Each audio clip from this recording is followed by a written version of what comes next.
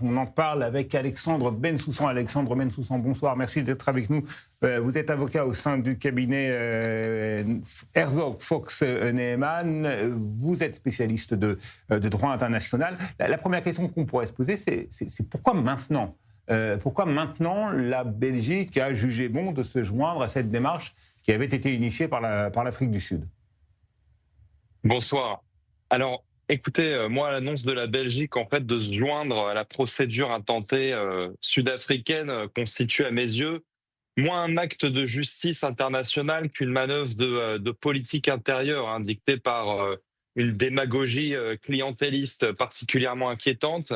Je pense qu'il faut avoir la lucidité d'analyser cette décision non pas sous le prisme du droit, mais comme le symptôme d'une démocratie européenne qui gangrénée par une montée de l'islamisme radical, donc au sein de sa propre population, se voit contrainte de sacrifier ses principes diplomatiques et juridiques, comme l'ont fait beaucoup, hein, sur l'autel d'un calcul électoraliste à court terme.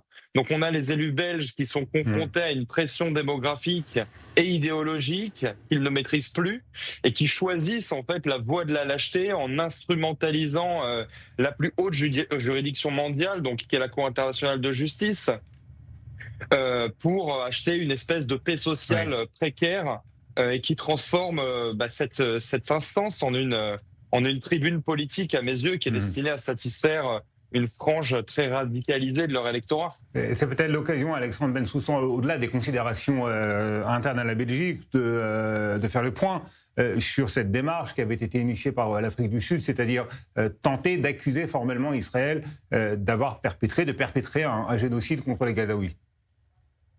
Ah oui, alors, d'un point de vue strictement juridique, cette démarche, en fait, elle repose sur une distorsion intellectuelle, hein, majeure concernant les décisions rendues par la Cour, puisque en fin 2023, il est donc impératif de remettre en perspective avec la rigueur qui doit sière à notre profession.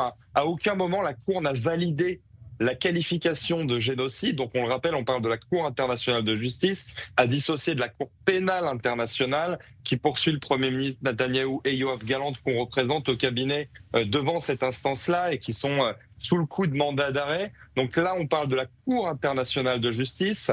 Elle n'a pas validé la qualification de génocide. Elle s'est bornée dans un langage de procédure extrêmement conservatoire à évoquer un risque plausible de génocide, c'est-à-dire que le risque de génocide, c'est une notion technique si extensive, on va dire, pourrait s'appliquer mécaniquement à n'importe quel théâtre de guerre moderne. C'est-à-dire que ce soit en Ukraine face à l'agression russe ou dans n'importe quel conflit urbain de haute intensité dans lequel on trouve des pertes civiles tragiques mais Hmm. inévitables. Donc en réalité, prétendre que ce risque théorique qui est inhérent à la guerre équivaut à la matérialisation du crime, des crimes, c'est vider en fait le droit international de sa substance pour en faire une arme de pression Ouais. diplomatique, car aucune armée au monde, hein, et certainement pas celle d'une démocratie comme Israël, et je l'ai vécu moi-même puisque j'ai été dans la bande de Gaza pendant plus de 100 jours,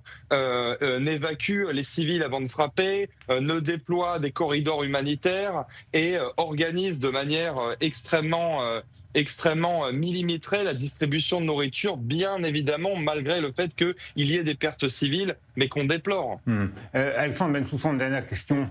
Si je vous suis bien, ça signifie que cette démarche de la Belgique, finalement, n'aura pas véritablement de répercussions concrètes. Alors, en fait, c'est-à-dire que il y a des conséquences à mes yeux, à des yeux morales. C'est-à-dire que il n'y a pas de répercussions concrètes dans le sens où, comme on l'a vu, il n'y a même pas eu de répercussions concrètes déjà à la procédure en elle-même qui a été intentée par l'Afrique du Sud déjà en décembre 2023. En revanche, moi, ce que je crains, c'est que ce glissement sémantique et juridique est très irresponsable parce qu'il reste pas confiné dans l'enceinte en fait des palais de justice et de la Haye, mais on voit très bien ces dernières années, ces derniers Oui, mois, qui se déversent dans nos rues avec des conséquences d'une violence inouïe, merci. en validant tout ça. Et on l'a vu Mhm. par exemple en Australie, à Bondy. Merci beaucoup. C'est à mes yeux les répercussions directes de ce genre de politique. Maître Alexandre Bensoussan, avocat d'affaires, merci beaucoup.